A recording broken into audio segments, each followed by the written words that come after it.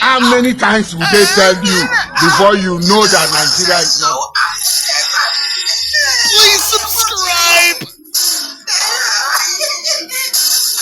Oh, Mumu, not too much.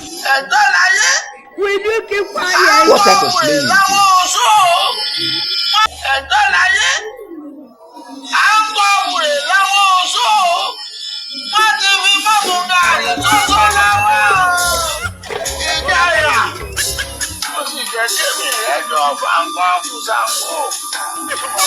Can you move now?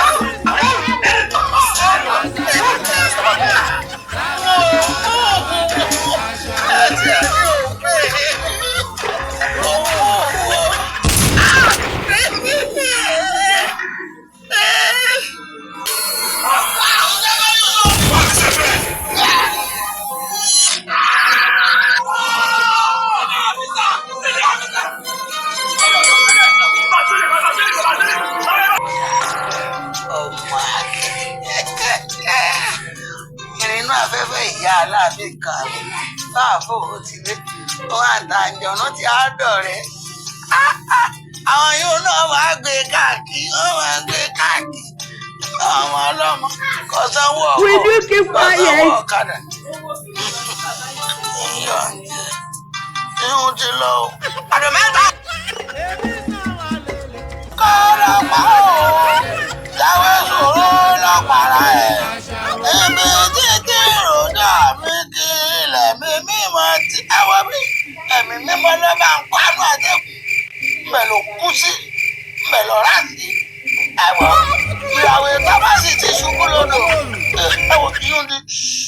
Beto,